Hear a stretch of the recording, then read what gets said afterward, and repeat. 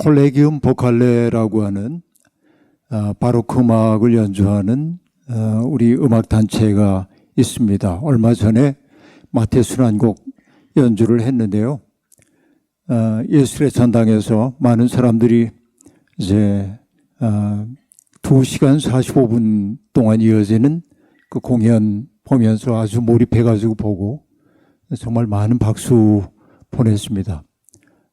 그런데 마지막에 앵콜송을 이제 부르면서 취자가 마이크를 잡았어요.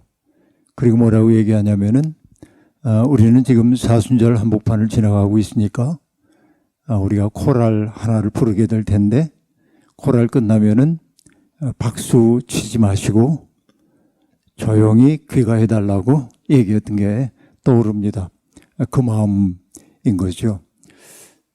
이 성금요일에서부터 부활절에 이르는 이 시간은 기독교 전통에서 가장 큰 절기입니다.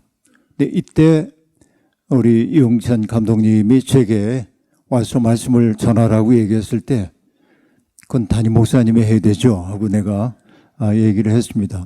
그런데 딱 뭐라고 얘기하냐면 갑자기 이제 말이 선배님 아시잖아요. 절기설교 어려운 거. 그렇게 이게 그 목사들의 그게 있거든요. 매년 반복되는 절기설교하는 게 매우 어렵다고 하는 거 우리들이 잘 알고 있습니다. 근데 어쨌든 오늘과 내일과 모레 사흘 동안 예수님의 순환과 부활에 대한 이야기를 함께 나누게 될 겁니다.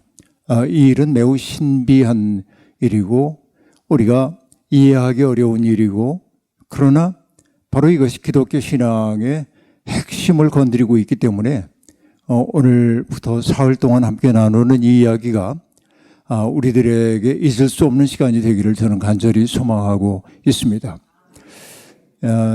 사실은 짧은 시간이기 때문에 예수 그리스도가 어떤 삶을 살았는지에 대한 이야기는 함께 나눌 수 있는 여가가 없습니다. 병자들과 함께하고 귀신 들린 사람에게 귀신 쫓아내주고 또 스스로 자기가 무가치하다고 여기는 사람들에게 그대들의 삶이 얼마나 소중한지 온몸으로 일깨워주신 예수 그리스도의 삶에 대한 이야기, 그것은 여러분이 복음서를 통해서 충분히 아시는 이야기인데 오늘과 내일 우리가 봐야 할 것은 예수 그리스도의 사건이기도 하지만 그리스도의 십자가 사건 앞에서 나는 어떠한 사람인가, 나는 과연 어떠한 사람인가, 이게 오늘과 내일 우리들이 봐야 할 매우 중요한 요소라고 볼 수 있습니다. 오늘은 성금요일이긴 하지만은 예수님의 죽음 이야기는 내일 해야 하겠고 오늘은 겟세마네 동산 기도 이야기를 여러분과 함께 나누려고 하고 있습니다. 주님은 제자들과 함께 겟세마네라고 하는 동산에 가셨습니다. 기드론 시내를 중심으로 해서 예루살렘 성을 마주보고 있는 언덕에 있는 것이 바로 겟세마네 동산입니다. 그 동산에서 주님은 기도하기 위해 그곳에 머물렀습니다. 그리고 아주 침통한 음성으로 제자들에게 말씀하셨습니다. 오늘 저녁에 너희들이 나를 다 모른다고 할 거야. 나를 다 버릴 거야. 라고 이야기를 했습니다. 그러자 그 얘기를 듣고 깜짝 놀란 제자들, 그 가운데 베드로가 주님 앞에 얘기합니다. 모든 사람들이 다 선생님을 버릴지언정 저는 절대로 주님을 버리지 않을 겁니다. 라고 얘기합니다. 그런데 주님은 또다시 말씀하십니다. 아니, 오늘 밤에 달개 울음소리가 들려오기 전에 내가 3번 나를 모른다고 할 것이다. 라고 말합니다. 그때 베드로가 또 장담하듯 얘기합니다. 비록 내가 죽는 한이 있더라도 나는 주님을 버리지 않겠습니다. 라고 말합니다. 여러분 어떻습니까? 저는 언제나 베드로와 예수 그리스도의 그 대화를 보면서 베드로가 주님 앞에 했던 그 장담, 그것이 여러분 베드로가 주님 듣기 좋으라고 하신 말씀일까요? 아니면 정말 베드로가 마음의 열정으로 정말 그럴 생각으로 진실을 담아 한 얘기일까요? 저는 진심이라고 생각해요. 조금의 허위도 없는 진심으로 베드로는 주님과 함께 어떤 고난도 함께 할 수 있다고 생각을 했던 것이죠. 뿐만 아니라 모든 사람들이 비겁하게 주님에게 등을 돌리고 달아난다 할지라도 나는 주님과 운명을 함께 하겠다라고 생각해요. 이게 이제 베드로의 진정성이라고 생각합니다. 문제는 어디에 있냐면 여러분, 우리는 장담하기도 하지만 내가 누구인지 모를 때가 정말 많이 있어요. 사람은 딱 둘입니다. 어떤 둘이냐면 되고 싶은 나가 있어. 나는 이러이러한 사람이고 싶어. 되고 싶은 나가 있어요. 그런데 현실에 나가 있습니다. 나는 불의를 보면 떨쳐 일어나서 불의에 대해서 항거하고 정의를 세우는 사람이고 싶어. 그런데 현실의 나는 어떻습니까? 언제나 불의를 보고 모른 척하기도 하고 타협하기도 하고 누군가가 그 일을 하겠지, 나는 아니야 라고 돌아설 때가 얼마나 많습니까? 그렇죠? 그러니까 되고 싶은 나와 현실의 나는 좀 달라요. 나는 사람들에게 친절한 사람이고 싶어요. 사람들이 나를 화나게 하더라도 화내지 않고 따뜻하고 의젓하게 사람들 대해서 그 사람들 속에 있는 선한 것을 이끌어내고 싶어요. 그런데 그가 내게 했던 모욕적인 말 한마디 때문에 내 속에서 확 뭐가 올라와 가지고 나도 모르게 거친 말을 쏟아내기도 하고 악담을 하기도 하고, 그러니까 되고 싶은 나와 현실의 나가 분리되어 있다고 하는 것을 느낄 때가 아주 많이 있습니다. 사람이 화를 제일 많이 낼 때가 어떤 때냐면 내가 만들어낸 나에 대한 이미지가 있어요. 난 이런 사람이야. 나에 대한 이미지가 있습니다. 저도 저에 대한 이미지가 있겠죠. 저 스스로에 대한 이미지. 다른 사람이 나를 바라볼 때 어떤지 모르지만은 저 스스로 생각하는 이미지 같은 것들이 있는데 그 이미지가 어떤 계기로 확 깨질 때가 있어요. 그럼 뭐냐면 부끄러워요. 그게. 그때 그 부끄러움을 숨기기 위해 우리들이 쓰는 전략이 뭐냐면 화를 내는 거예요. 사람들에게 벌컥 화를 내. 그러니까 여러분, 어떤 사람이 누구를 보면서 화를 낼 때는 그 사람 속에 아픔이 있구나 이렇게 이해하면 될 때가 많은데, 이게 이제 인간들의 버릇이라고 얘기할 수 있겠는데, 그러니까 여러분, 우리는 대부분의 순간에 어떠냐면 되고 싶은 나가 나라고 생각하며 살아요. 일상적으로. 그런데 우리 인생에 위기가 찾아오게 되면 나는 내가 얼마나 허약한 존재인지를 그때 비로소 알게 되는 거죠. 이것이 여러분 인간의 어쩔 수 없는 한계라고 얘기할 수 있겠습니다. 그러니까 베드로가 저는 절대로 주님을 버리지 않을 겁니다. 떠나지 않을 겁니다. 나는 절대로 죽을지언정 주님을 버리지 않을 겁니다 라고 얘기했던 것은 베드로가 되고 싶은 나였고 그는 그럴 수 있다고 생각을 했습니다. 운명의 타격이 오기 전까지는 그는 자기의 이미지를 유지할 수가 있었던 것이죠. 그러나 주님은 알고 계십니다. 결국은 운명의 타격이 왔을 때 베드로가 당신을 3번씩이나 모른다고 할 것임을 알고 있는 것이죠. 이게 씁쓸함입니다. 그리고 주님이 제자들에게 이렇게 말씀하시죠. 내 마음이 괴로워서 죽을 지경이야. 여러분, 우리는 예수 그리스도께서 죽음을 위해서 오신 분이라고 생각하는 경향이 있습니다. 어떤 분은 그렇게 얘기해요. 주님 앞에 죽음이 다가왔을 때 주님이 이렇게 얘기했다는 거야. 오케이. 때가 됐구나. 그러고 take it. 내 목숨 가져가. 그렇게 얘기했대. 근데 여러분, 그는 예수 그리스도가 우리와 똑같은 육체를 가지고 있었던 인간임을 부정하는 행위라고 볼 수 있습니다. 여러분, 내가 인간 몸을 가지고 있기 때문에 내 몸이라는 게 얼마나 연약한지 모릅니다.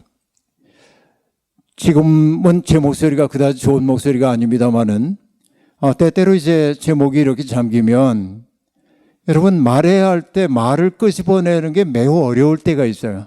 목이 이렇게 답답해지면은. 그러면 친밀한 사람들하고 있어도 말할 생각이 안 납니다. 내 몸이 괴롭기 때문에. 그렇잖아요. 이게 인간이잖아요. 몸을 가지고 있는 인간의 어떤 한계라고 얘기할 수 있겠습니다. 그렇다면 여러분, 예수 그리스도는 그런 고뇌조차 없었을까요? 고통에 대한 두려움 같은 게 없었을까요? 저는 그럴 리가 없다고 생각해요.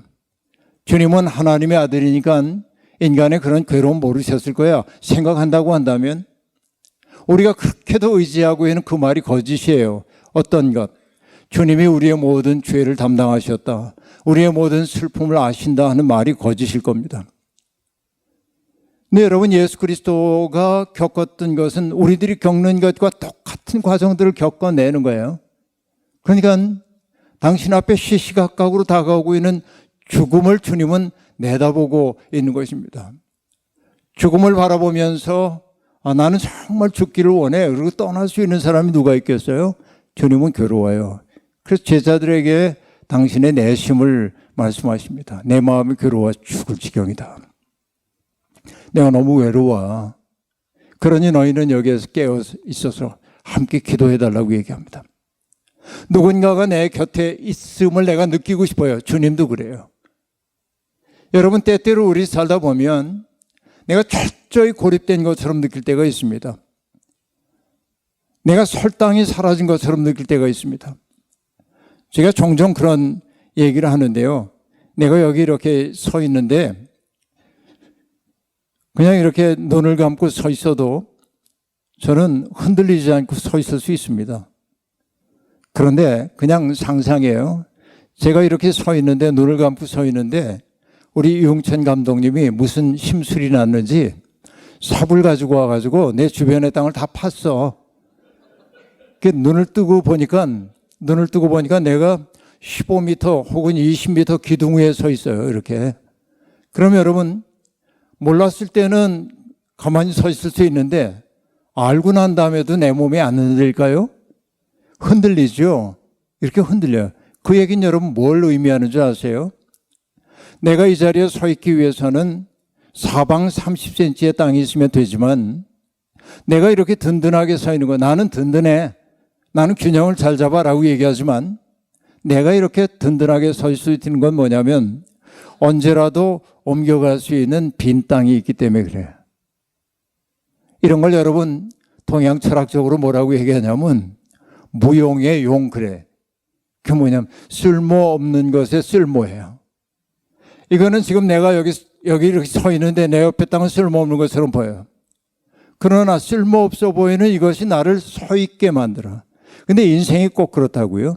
우리도 보면 여러분, 산길을 이렇게 걷다 보면, 홀로 걷다 보면 무섭습니다. 무서울 때가 있어요. 산짐승이 나타날까 무섭기도 하고 뭔가 공포 같은 것들이 우리 속에 있어요. 그런데 여러분 어떻습니까? 어린아이라도 손 하나 잡고 있으면은 한결 든든하죠. 내 마음 들 곳이 있기 때문에 그런 것입니다. 얘가 나를 지켜줄 수 없어요. 오히려 얘 때문에 내가 위험에 빠질 수도 있지만은 옆에 이 아이가 있기 때문에 내가 든든해. 이게 인간이란 말이죠. 인간은 홀로 있을 수 없어요. 그런데 여러분, 외로움이라고 하는 감정은 어떤 것이냐면, 외로움은 누군가가 내 곁에 있어주면 참 좋겠는데 내 곁에 있어야 할 사람들이 다 내 곁을 떠나가서 내가 홀로 있을 수밖에 없는 그 고통이에요. 이게 외로움이에요. 저는 여러분, 예수님의 인간적인 감정을 드러내는 예수께서 예루살렘을 보시고 우셨다 하는 얘기, 또 나사로의 무덤가에서 통분히 여겨 우셨다, 2번 주님이 우셨다는 얘기가 나오는데 그 우셨던 그 장면보다 더 쓸쓸한 게 뭐냐면 내 마음이 괴로워 죽을 지경이니 너희는 여기 깨어서 나와 함께 있어 달라고. 그렇죠? 그러니까 여러분, 우리가 하나님의 아들이라고 생각하고 있는 그 예수 그리스도, 언제나 단단할 것만 같았고 언제나 평정을 유지할 것 같았고 어떤 시련이 다가와도 조금도 흔들리지 않는 그런 존재일 것 같은 주님이 당신의 마음의 흔들림을 고백해. 내 마음이 괴로워 죽을 지경이야. 나는 여기에서 은혜가 있다고 생각해. 만약에 주님이 아무런 괴로움도 없이 오케이, 이건 내 운명이야. 죽음을 내가 받아들이기 위해 왔으니까 이랬다면 여러분, 전 그렇게 예수님에게 마음 안 움직였을 것 같아. 근데 거기에 내 마음이 괴로워 죽을 지경이니 너희는 여기서 깨어서 나와 함께 기도해 달라고 얘기하고 저만치 떨어진 곳에 가셔서 하나님 앞에 엎드려 기도합니다.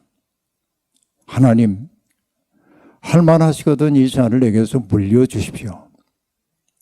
그리고 하늘의 응답이 오기를 기다립니다. 그러나 하나님은 깊은 침묵 속에 계실 뿐 아무런 대답을 하지 않으시는 거예요. 그러자 주님은 말씀하시죠. 나의 원대로 마시고 아버지의 뜻대로 하시옵소서. 여러분, 우리는 성경을 읽을 때마다 할만하시거든 이 잔을 내게서 물려주십시오. 그러나 나의 원대로 마옵시고 이걸 한다름에 읽어버려. 그러나 이건 그렇게 읽을 수가 없어요. 할만하시거든 이 잔을 내게서 물려주십시오. 그리고 깊은 침묵과 고뇌 속에 있어요. 그런데 하나님의 침묵 속에서 주님은 하나님의 뜻을 받아들이는 거예요. 결국 그러나 나의 원대로 마옵시고 아버지의 원대로 하옵소서. 고통스럽고 힘겹지만은 당신이 완수해야 할 마지막까지 가야 할 그 길을 수용해야만 하는 예수 그리스도, 그렇죠? 그렇게 기도하고 돌아와 보니까 제자들은 잠들어 있습니다. 3번씩이나 반복되죠, 이 일이. 그런데 여러분, 이 대목을 보면서 저는 아까 얘기했던 마태순환곡에 나오는 구절이 딱 떠오르는데 거기에서 테너가 나는 내 예수 곁에서 깨어 있으리라 라고 노래합니다. 그럼 합창단이 받아요. 그리하면 우리의 죄가 잠들 것입니다. 그리고 인간의 목소리를 가장 닮았다고 하는 오보의 선율이 애절하게 흘러나옵니다. 예수 그리스도의 마음 그대로 흐느낌처럼 들려오고 제자들이 깊이 잠들어 있음을 볼 수 있습니다. 이 고통 속에 있는 이 모습을 보면서 저는 언제나 떠오르는 한 장면이 있습니다. 제가 신학교에 들어갔을 때요, 저는 이제 그 청년 시절에 교회를 처음 갔기 때문에 초, 중, 고등학교 때 신앙 경험이 전혀 없습니다.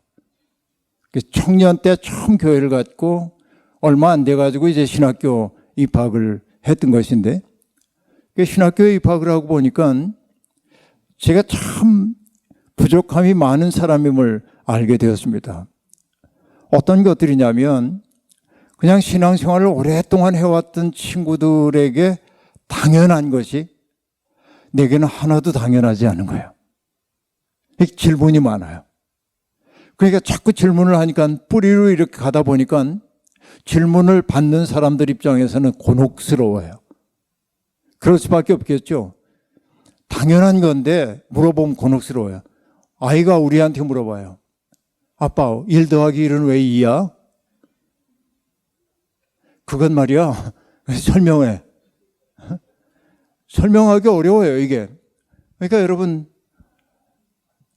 우리에게 너무나 당연한 것을 질문하면 대답할 길이 없어요. 여러분, 뭐, 어떤 초등학생이 그렇게 답했다면서요? 우리 부모님이 우리를 왜 사랑할까요? 그랬더니 아이가 답을 그러게 말입니다. 그렇게 썼대는데.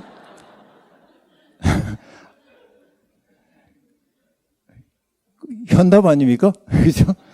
그러게 말입니다. 내가 사랑받아야 할 만한 게 별로 없는데 왜 날 사랑하시는 거야? 이런 건데.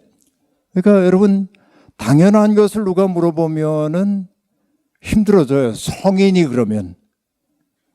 아이는 계속해서 왜 하고 물어요. 그럼 여러분 짜증내면 안 되죠. 애가 묻는 질문에 답을 다 해줘야 합니다. 구름은 왜 저렇게 흘러가? 뭐 이런 것부터 온갖 질문들이 다 있습니다. 근데 여러분 이 김완하라고 하는 시인의 시를 보면 엄마라고 하는 시가 있는데요. 막 태어난 아이가 말을 배우면서 처음에 엄마해요. 엄마를 보고도 엄마라고 하고 아빠를 보고도 엄마라고 하고 구름을 보고도 엄마라고 하고 소를 보고도 엄마라고 하고 산을 보고도 엄마라고 그래. 웃기잖아요. 애가 다 엄마. 근데 여러분 시인은 그걸 어떻게 집약을 하냐면 그렇지. 아이를 키우는 게 어디 엄마뿐인가. 구름과 그죠? 바람과 산과 그 모든 것들이 아이를 키우지. 그러니까 엄마지. 이렇게 가잖아요. 그러니까 여러분 바로 이런 세계관이라고 볼 수 있겠는데 저는 성인이 되어가지고 질문이 많아서요. 답이 없어. 그러니까 불편해 주변이 저를. 그러니까 저도 불편해 그들과 지내는 게. 그러니까 이제 학교 밖으로 이렇게 떠돌고 이제 그러고 있었습니다. 그런데 바로 이맘때예요. 고난주간이었어요. 신학교에서 고난주간에 날마다 예배를 드립니다.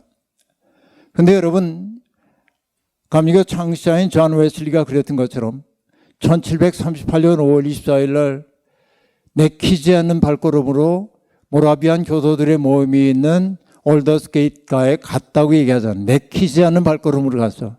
저도 내키지 않는 발걸음으로 채플에 들어가 앉았습니다. 이렇게 앉아 있는데 대표 기도하는 분이 기도를 하고 그리고 이제 기도의 내용을 이렇게 듣고 새기고 있는데 아멘 그랬어요. 근데 아멘 소리와 함께 저쪽 강대상 뒤편에 이렇게 가려진 곳에서 맑은 테너의 음성으로 노래가 기도의 응답성이 나왔어요. 그 기도가 뭐냐면 저는 안타깝게 그 찬송가가 지금 우리 찬송가에서 사라졌어요. 근데 그 곡을 아는 분들이 있을 거예요. 뭐냐면 감람산 깊은 밤중에 별빛은 희미하여라. 주 예수 고민하시며 외로이 기도하시네. 아주 맑은 테너의 음색으로 감람산 깊은 밤중에 별빛은 희미하여라 딱 나오는데 그려지는 거예요. 그 광경이. 감람산의 한복판 한밤중에 별빛은 밝은 것도 아니고 희미하여라. 주 예수 고민하시며 외로이 기도하시네 라고 말하는데 그 광경이 머릿속에 딱 그려지는 거예요. 근데 그 2절은 이렇게 됩니다. 주 홀로 깊은 밤중에 고민에 쌓여 계시나 그 사랑받던 제자도 스승의 괴로움 모르네. 그렇게 말합니다. 제 마음속에 뭐가 쑥 들어왔냐면 주님의 외로움이 내 속에 사무쳐 오는 거예요. 그 순간에. 이건 정말 예기치 않았던 사건입니다. 근데 여러분 나중에 이게 영어로 된 찬송가를 보니까 1, 2, 3, 4절로 되어 있는데 그 맨 앞에가 뭐냐면 Tis midnight 이라고 얘기해요. Tis라는 건 it is를 약한 건데 it is midnight 한밤중이었다. 1, 2, 3, 4절이 전부 그렇게 얘기해요. Tis midnight 한밤중이었다. 한밤중이었다. 뭘 얘기합니까? 우리들 속에 빛이 사라진 거 아닙니까? 우리들 속에 사랑이 사라진 거 아닙니까? 우리들 속에 희망이 사라진 것 아닙니까? This midnight 한밤중이었다. 그런데 예수님이 홀로 희미한 별빛 아래에서 외로이 기도해. 그런데 주님이 고민에 쌓여 계시나 사랑받던 제자도 스승의 괴로움 모르네. 그렇죠? 그 영어 원래 이 곡은 가사가 어떻게 되어 있냐면 뒤에 주님의 슬픔과 눈물을 알지 못한다. 그걸 주의하지 않았다. 주님이 슬퍼하고 그리고 눈물을 흘리고 있는데 제자들은 그것을 알지 못했다. 그 찬송가를 딱 듣는 순간에 제 마음속에 탁 들어온 생각이 하나 있어요. 그게 뭐냐? 주님을 외롭게 하지 말자. 예? 주님을 외롭게 하지 않는 삶을 살아보자. 근데 여러분, 우리는 너무나 자주 주님을 외롭게 만들 때가 많이 있습니다.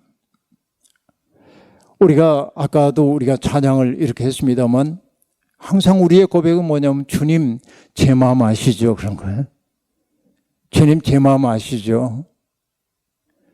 그런데 우리는 뭘 헤아리지 않냐면 내 마음을 좀 알아달라고 하는 주님의 마음은 우리가 헤아리지 못해.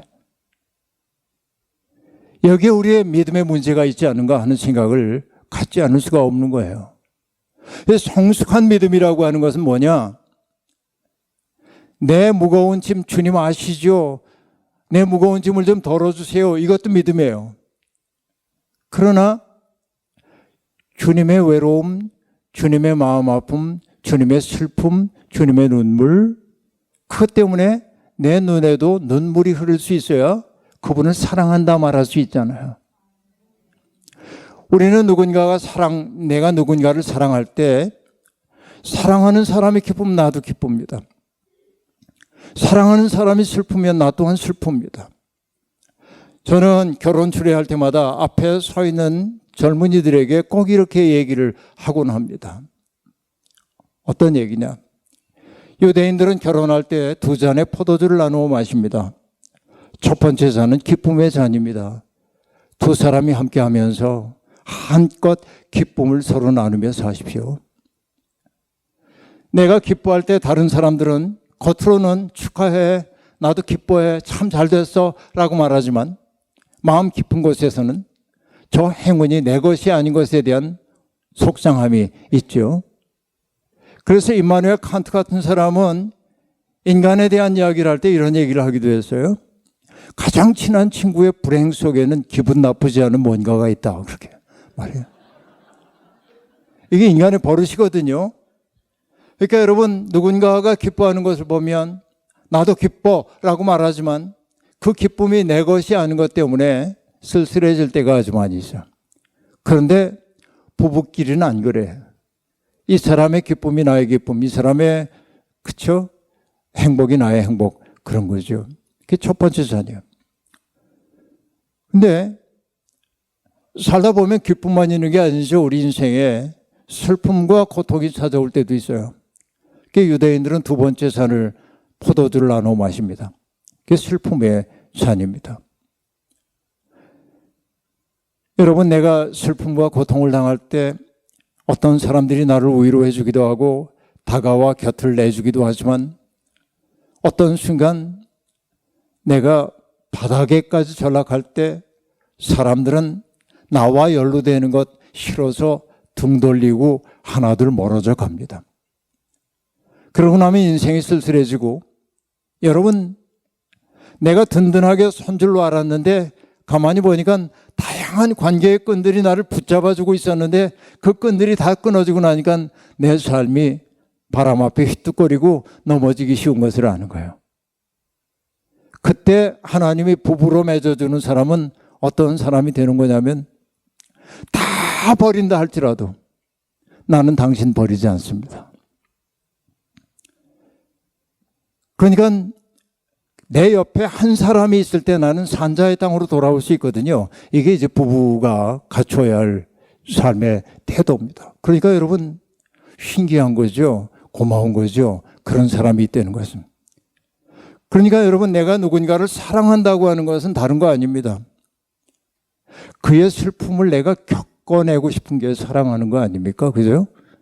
그의 슬픔을 겪어내는 거예요. 그래서 여러분, 내가 누군가를 깊이 안다고 하는 것은 어떨 때 알게 되냐면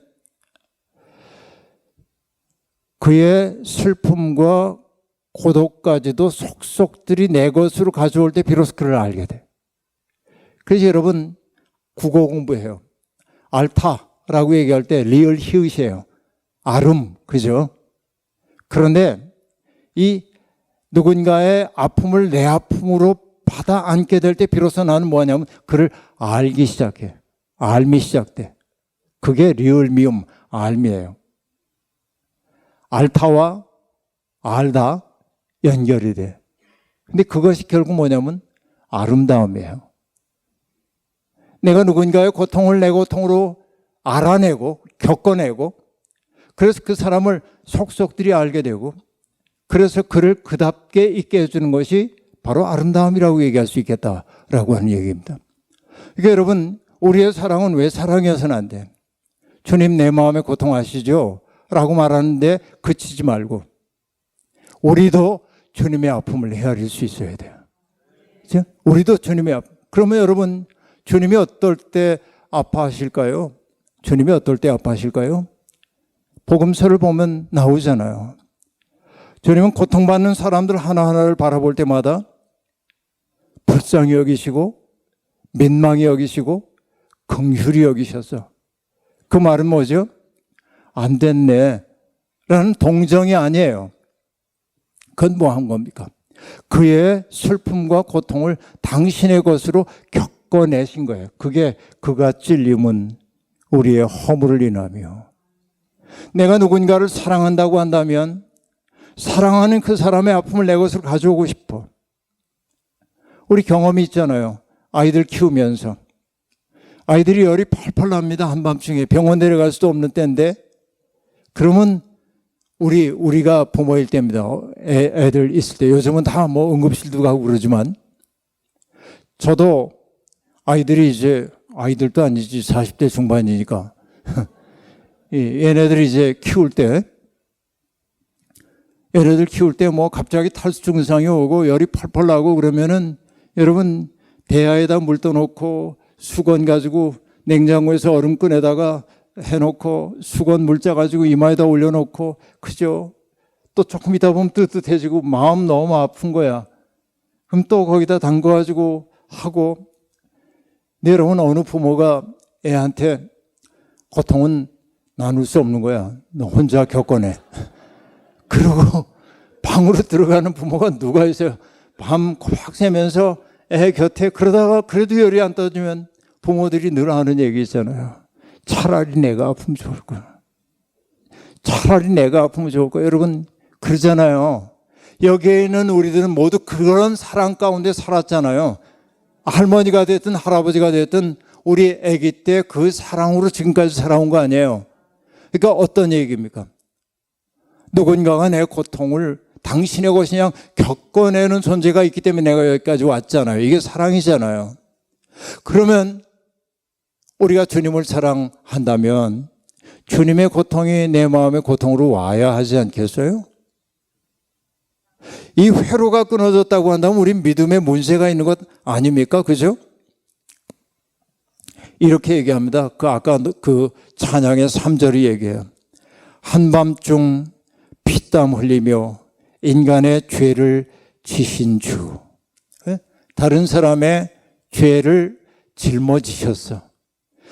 우리 속에 있는 그 어둠, 우리 속에 있는 탐욕, 우리 속에 있는 증오, 우리 속에 있는 음란한 것, 이 모든 것들 우리들 속에 다 있어요. 여기 그거 없는 사람이 아무도 없어요.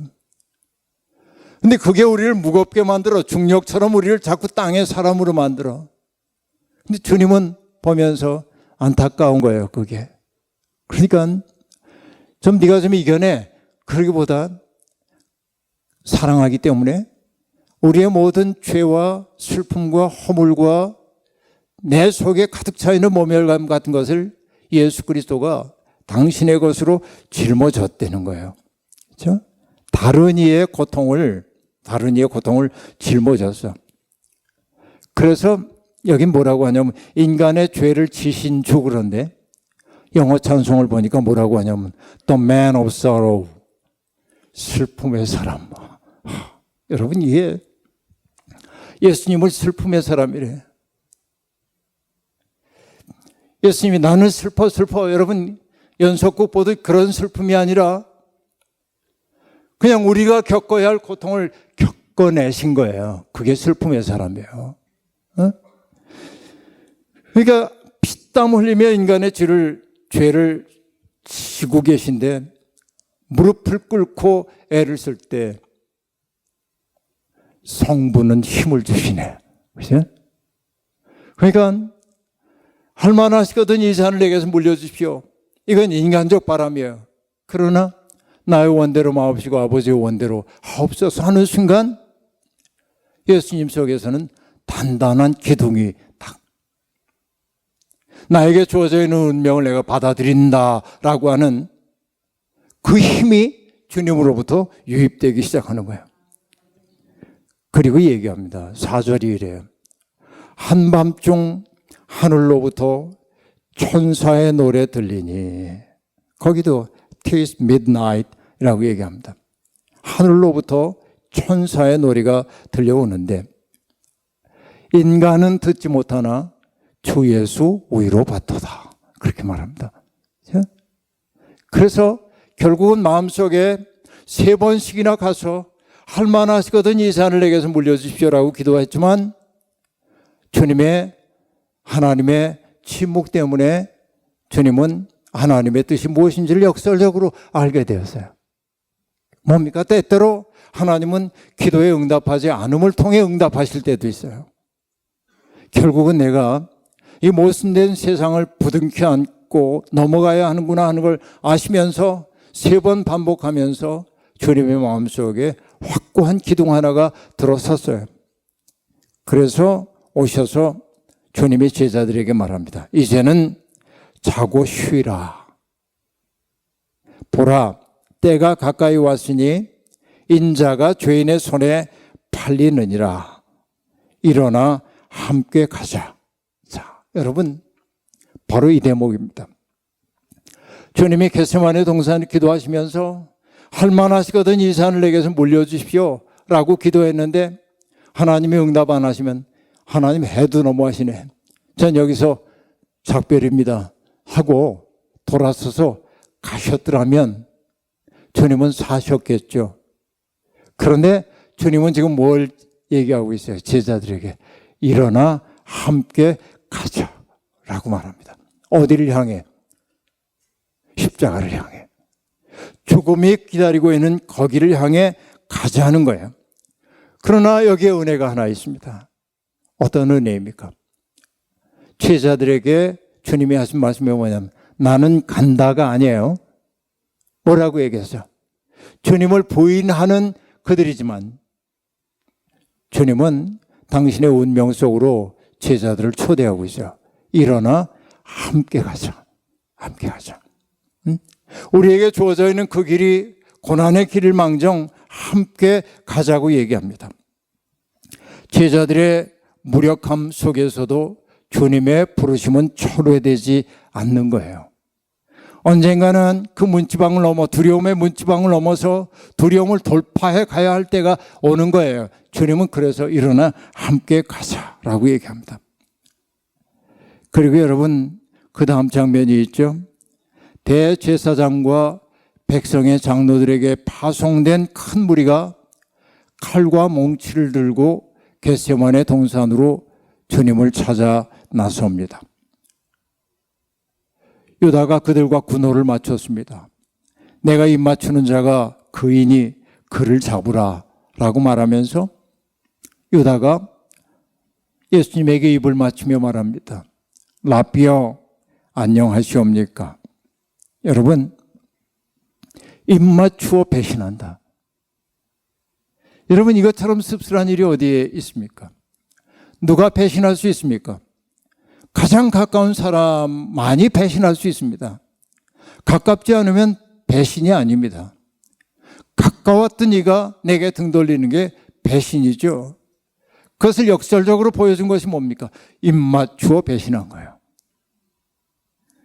여러분, 이게 너무나 강렬한 동기이기 때문에 러시아의 문학가인 도스토옙스키는 까라마조프 신의 형제들이라고 하는 책에서 무신론자를 자처하는 이반의 입을 통해서 대신문관이라고 하는 장을 쓰게 만드는데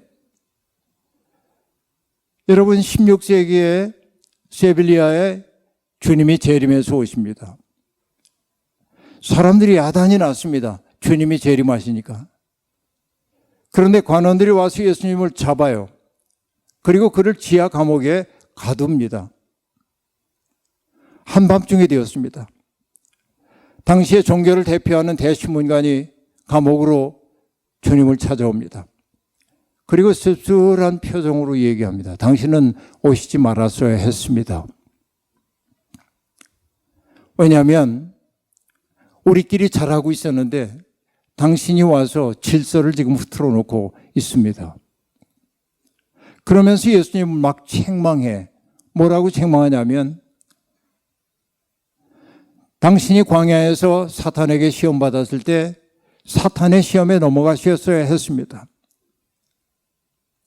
돌을 떡으로 바꿔보라고 얘기했을 때 당신은 그 문제를 풀어주셔야 했습니다. 왜? 인류는 기근에 시달리고 있고 먹을 거리가 부족해서 어려움을 겪고 있는데 당신이 기근의 문제를 해결했더라면 사람들에게 우리가 애쓰지 않아도 당신께로 다 돌아왔을 겁니다. 성전 꼭대기에서 뛰어내려 보라고 했을 때 뛰어내려서 천사가 당신의 발이 땅에 닿기 전에 당신을 받아 안았다고 한다면 사람들은 당신의 그 신비의 앞에 무릎을 꿇고 그 권위를 인정했을 겁니다. 세상의 폭력과 그리고 부패가 만연해 있는데 사탄에게 절 한 번만 하면 천하만국 다스리는 권세를 주겠다고 얘기했을 때 당신은 그에게 절을 해야 했습니다. 권세를 가지고 지배할 수 있었을 테니까. 더 좋은 세상 만들 수 있었을 테니까. 그리고 대신문관이 하는 말이 뭐냐면 이렇게 얘기합니다. 당신은 인간을 과대평가했습니다. 인간에게 자유를 주면 사람들이 행복해할 거라고 생각했죠. 아니요. 사람들은 자유보다는 떡을 원합니다. 사람들은 자유보다는 숭배할 대상을 요구하고 있습니다. 사람들은 자유보다는 자기를 지배해주는 누군가를 원하고 있습니다. 우리가 그 일을 하고 있습니다. 여러분, 이런 거죠. 그리고 감옥문을 열어줍니다. 그러자 예수님이 대신문관에게 입을 맞추고 가요. 이게 여러분 절묘하잖아요. 어떤 얘기입니까? 유다는 입 맞추어 예수님을 부인합니다. 그런데 예수님은 그 대신문관에게 입을 맞춤으로 그에게 새로운 삶이 열리기를 바라고 있는 것이지요. 역사를 지금 보여주고 있다고 얘기할 수 있겠습니다. 예수님이 유다를 바라보며 말합니다. 친구여, 내가 무엇을 하려고 왔는지 행하라 라고 말합니다. 여러분, 여기에 친구를 뜻하는 단어는 헬라어로 필로스라고 하는 단어는 보통 친밀한 관계, 진짜 친구를 나타내, 정서적 친밀함을 나타내. 근데 여기에 사용된 에타일로스라고 하는 단어는 친밀한 그 친구가 아니라 동료, 한패, 그런 뜻입니다. 그러니까 예수님은 이 유다를 바라보면서 그 친밀한 관계로 호칭하지는 않아요, 지금. 왜? 유다에게는 기회가 있었거든요. 어떤 기회? 요한복음 13장에 보면은 이런 대목이 나오죠. 예수님이 세상을 떠나 아버지께로 가셔야 할 때가 된 것을 아시고 세상에 있는 그의 사람들을 사랑하시되 끝까지 사랑하시니라 라고 말합니다. 그리고는 대야에 물을 뜨고 허리에 수건을 동이시고 제자들의 발을 닦아주십니다. 그런데 여러분, 우리가 주목하여 보지 않지만 요한복음 13장에서 주님이 유다의 발을 닦아주셨을까요? 닦아주지 않으셨을까요? 유다의 발도 닦아주시죠. 유다의 발도 닦아주셨다 그런 말은 없어요. 그러나 그의 발을 닦지 않았다는 말도 없어요. 저는 주님이 유다의 발을 닦아주셨다고 생각해요. 유다가 당신을 배신할 것을 알면서도 그 얘기는 뭡니까? 끝끝내 그가 돌아올 수 있도록 주님은 기대하고 계셨던 것이죠. 그러나 그는 끝끝내 돌이키지 못했어요. 그래서 결국은 그는 필로스라는 이름으로 불리지 못하고 에타일로스로 불리고 있어요. 제자 중에 하나가 칼을 빼서 대제사장의 종의 귀를 쳐서 떨어뜨립니다. 주님은 말씀하십니다.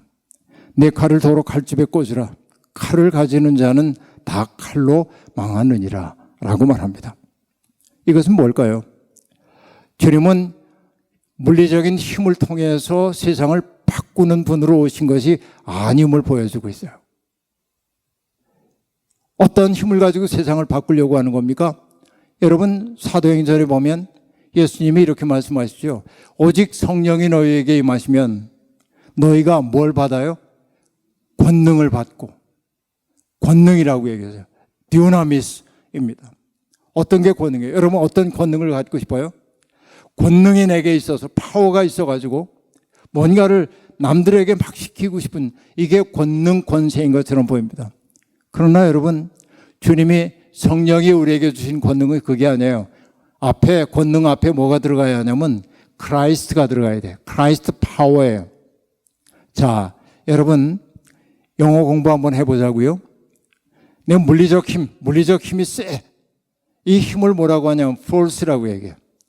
force가 있어, 힘이. 그런데 내적인 힘이 내 속에 있어. 단단해, 내가. 겉보기에는 연약해 보여도 그걸 뭐라고 하냐, 파워 그래요. 이 물리적인 힘은 피트니스 센터에 가서 운동하면 기를 수 있습니다. 내적인 힘은 그렇게 안 길러져요. 그래서 여러분, 춘추 전국시대의 현인인 노자도 그런 얘기를 했습니다. 이런 말인데, 승인자 유력이요. 승인자. 이건 뭡니까? 다른 사람과 싸워 이기는 사람은 힘이 있다 말한다. force가 있어. 그런데 자승자강 그렇게 얘기해. 자기와 싸워 자기를 이긴 사람을 강하다 한다. 그때 강이 뭐냐면 파워예요. 그러니까 여러분, 우리가 성령으로 말미암아 강력한 권능을 얻는다고 하는 것은 뭐냐면 나를 이기는 힘이고, 나를 이긴다고 하는 건 뭐예요? 바로 그리스도께서 내 마음을 차지하도록 하는 게 능력이에요. 권능이에요. 그게 그리스도의 파워란 말이에요. 그러면 여러분, 그리스도가 내 마음을 차지하셨을 때 어떤 일이 벌어지게 됩니까?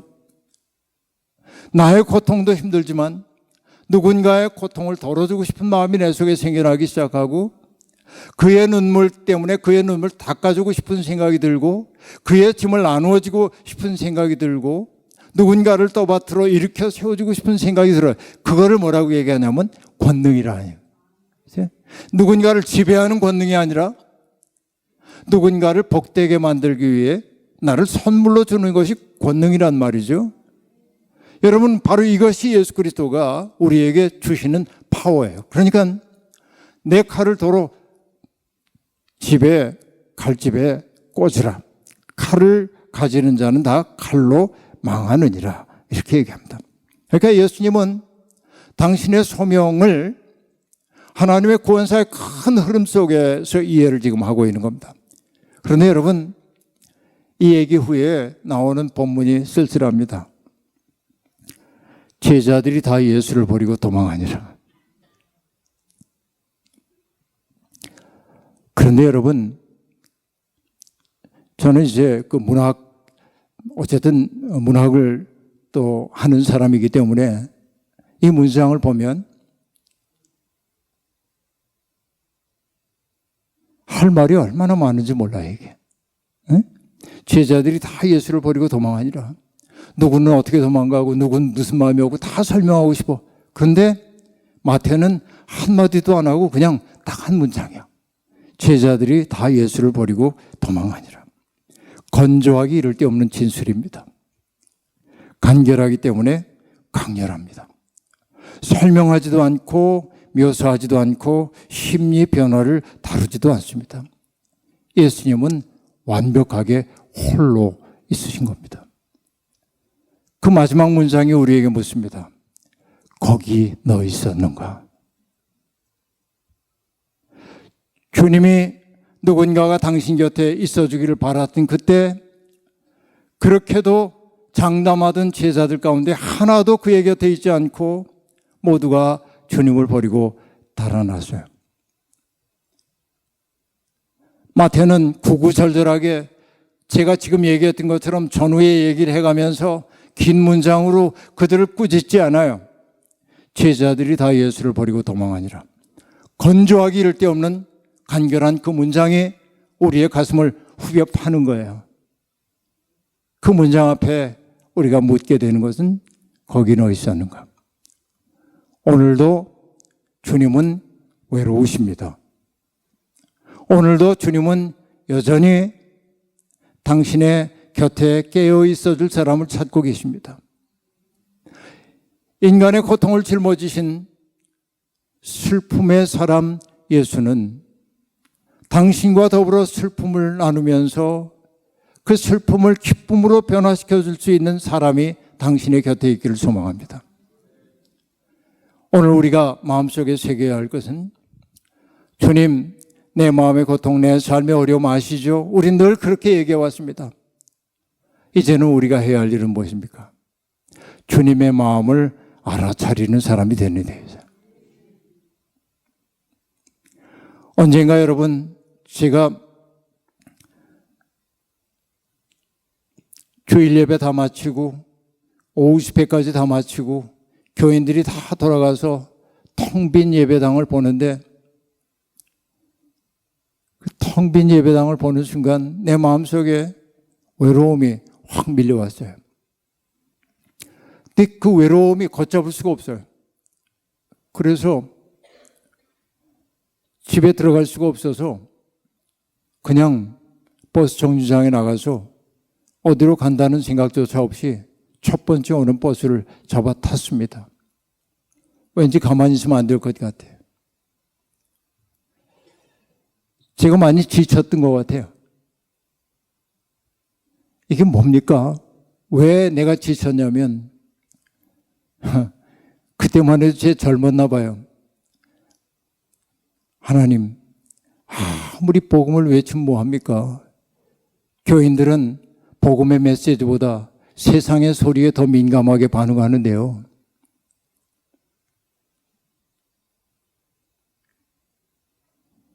내가 하는 일이 무슨 보람이 있습니까? 그 생각이 들면서 속이 텅 빈 것 같은 느낌이 드는 거예요. 마치 그때의 느낌이 어떤 느낌이냐면 여러분 이런 거 아십니까? 5, 6월에 논물이 찰랑찰랑할 때 저 시골에서 살아서 아는데 옛날에 농약 같은 거 많이 쓰지 않을 때 우렁이 많았거든요. 논에. 우렁이 많으니까 새들이 찾아와요. 새들이 와서 우렁이를 쪼아먹고 나면 텅 빈 껍질이 6월에 뜨뜻해진 논물 위에 둥둥 떠 있어. 내 속이 그런 것 같아. 속이 다 텅 비어가지고 껍질만 남아가지고 미지근한 물 위에 둥둥 떠 있는 것 같아. 그러니까 내 처지가 외롭게 이를 데가 없어. 그냥 이렇게 가고 있는데 한강 다리를 차가 이렇게 지나가요. 저물녘이니까 서산에 비낀 해가 물 위에 반짝반짝 빛나고 있습니다. 거길 보면서 제가 탄식하듯 얘기해서 하나님, 이게 뭡니까? 근데 여러분, 제가 이런 소리 잘 안 하는데 그때 정말 저는 여기 소리가 들려온 듯해. 내 마음의 아픔을 내가 안다. 이렇게 이 속에 들린 것 같은 거예요. 그 눈을 이렇게 들었어. 눈물이 날 것 같아. 눈을 이렇게 들었어요. 근데 다음 소리가 들려와. 난 널 믿어. 여러분, 버스 안에서 눈물이 나는 거야. 난 널 믿어. 그 한마디가 그 이후에 저를 지켜줬어요. 여러분, 우리가 주님 내 마음 아시죠? 그러는 것처럼 주님은 우리의 마음을 헤아리시죠. 그 다음부터 제가 하는 일이 뭐냐면 주님의 마음을 알아들이는 일을 해야겠다. 이게 이제 계속 제 목회의 모토이기도 했던 것이죠. 여러분, 제자들이 다 주님을 버리고 달아났어요. 거기 너 있었는가? 여러분, 주님의 눈이 있는 곳에 여러분의 눈길도 머물기를 바랍니다. 주님의 마음이 있는 곳에 여러분의 마음이 있기를 바랍니다. 주님의 발길이 닿는 곳에 여러분의 발길도 닿기를 원합니다. 주님이 우시는 자리에서 여러분도 울기를 바랍니다. 주님이 아파하시는 그 자리에서 여러분도 함께 아파하시길 원합니다. 그래요. 주님 계신 곳에 저도 있겠습니다. 이것이 오늘 주님의 죽으심을 기념하는 이 성금요일에 우리의 마음에 가져야 할 태도이고요. 여러분, 주님을 외롭게 하지 않는 사람들이 될 수 있기를 주님의 이름으로 부탁드립니다. 기도하겠습니다. 자비로우신 하나님, 부족한 종을 이곳에 세우셔서 하나님의 말씀을 성광교회 성도들과 함께 나누게 해주시니 감사합니다. 우리는 예수 그리스도가 우리의 모든 죄를 대속하셨다고 입술로 고백할 때가 많았습니다. 실제로 주님은 우리의 아픔, 서러움, 우리의 마음속에 있는 상처, 우리의 마음속에 있는 수치스러운 기억들, 누군가로부터 받았던 모멸감, 그 모든 것들이 어두운 그늘이 되고 있는 것을 보면서 우리를 불쌍히 여기시고 내 모든 고통을 내가 함께 짊어지마 우리에게 말씀해 주십니다. 우리는 그 은혜를 기뻐하고 감사합니다. 그러나 우리가 잊고 있는 것이 있었습니다. 주님이 얼마나 외로우신지, 주님이 얼마나 고립되어 계신지, 우리는 주님을 외롭게 하는 사람이 아니었는지 이 시간 돌이켜봅니다. 제자들이 다 주님을 버리고 도망갔다고 하는 그 말씀이 가슴에 저리게 다가옵니다. 그 성경은 우리에게 묻습니다. 거기 너 있었는가? 주님이 계신 곳에 우리도 머물게 하여 주옵소서. 예수님의 이름으로 기도하옵나이다. 아멘.